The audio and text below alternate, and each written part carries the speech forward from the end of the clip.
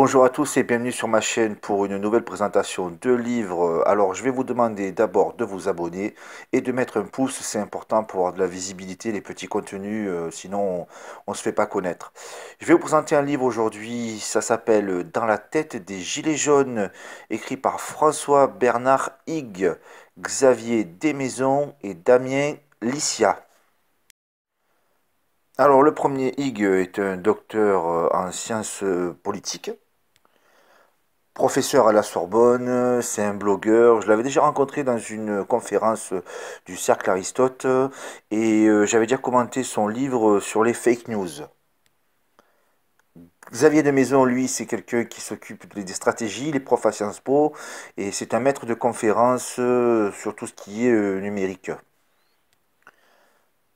Licia, c'est quelqu'un qui est un spécialiste en stratégie de la toile. Bon, maintenant que les présentations sont faites, je vais vous raconter un petit peu le livre. Alors, ça a commencé, les Gilets jaunes, juste après l'affaire de Benalla. Donc, après la Coupe du Monde, une taxe sur le carburant est apparue et c'est ce qui a déclenché, en fait, cette vague.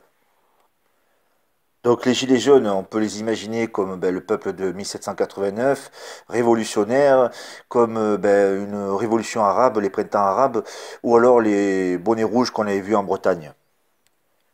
Sauf que les caractéristiques sont complètement différentes.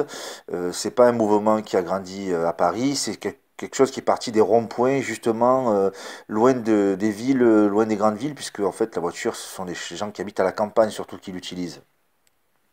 C'est pas parti des syndicats, c'est pas parti des banlieues, c'est parti des réseaux sociaux, notamment avec une vidéo de Jacqueline Moureau, une dame une petite dame qui a fait des vidéos qui a été repris par la presse, notamment à la télévision. Donc moi en fait j'ai regardé un petit peu le discours de Madame Moureau et puis en fait on voit que c'est quelqu'un qui est un petit peu gauchiste.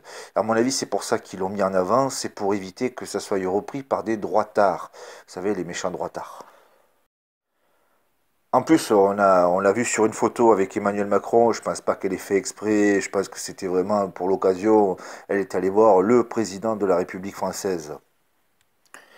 Les Gilets jaunes ont souvent dit qu'ils étaient pris pour des cons, qu'on les méprisait, que les politiciens, en fait, se foutaient complètement d'eux.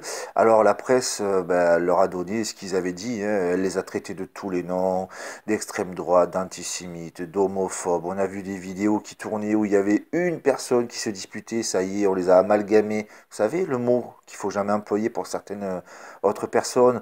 On les a discriminés, on a fait tout ce qui était incroyable pour les disqualifier. Ils sont même allés dire que c'était la Russie, Trump qui a instrumentalisé ça pour disqualifier le président Macron, enfin bon, n'importe quoi. Par contre, c'est vraiment un mouvement populiste, hein, puisque ça vient du peuple. Alors eux, ils définissent ça entre les déracinés et les mobiles. J'entends là par le petit peuple qui bouge pas, et puis ceux qui voyagent, ceux qui profitent de la mondialisation, ceux qui ont voté Macron, hein. Donc la deuxième partie du livre est beaucoup plus technique, c'est vraiment une enquête, un gros boulot, c'est très intéressant. Où en fait il y a une bataille de chiffres, où il recense géographiquement les mots qui ont été prononcés et qui ont été diffusés sur les réseaux sociaux, donc Twitter, Facebook, pendant les manifestations. Et en fait on s'aperçoit que là où il y avait tous les gilets jaunes, les mots qui sont partis reviennent souvent. Donc, ils ont étudié aussi les blogueurs francophones à l'extérieur du pays pour essayer de prouver ou au contraire de dire que c'est pas possible qu'il y ait eu une influence. Et ils ont répertorié les gros blogueurs qui parlaient des Gilets jaunes. Et en fait, c'est pas du tout prouvé qu'il y aurait eu une influence qui viendrait de l'extérieur. Par contre, que les Gilets jaunes entre eux se soient monter la tête pour plus manifester, pour être solidaires, oui. Donc ça résume bien le titre, Dans la tête des Gilets jaunes, puisque bon, les Gilets jaunes, en fait, ils marchaient surtout à l'instant T, ils envoyaient des messages de ce qu'ils pensaient à ce moment-là. Ce qu'on pourrait appeler le réel. Je vous conseille quand même ce petit livre, il est intéressant, ça nous explique quand même pas mal de choses. Une bonne enquête, hein, franchement, Hugues, je l'avais déjà rencontré, c'est quelqu'un qui est de notre camp, je pense qu'il faut Il faut l'encourager en achetant ses livres. C'est un petit livre, un peu, je crois, une centaine de pages, 104, je crois. Je vais vous laisser. Je vous dis à très bientôt pour une prochaine lecture.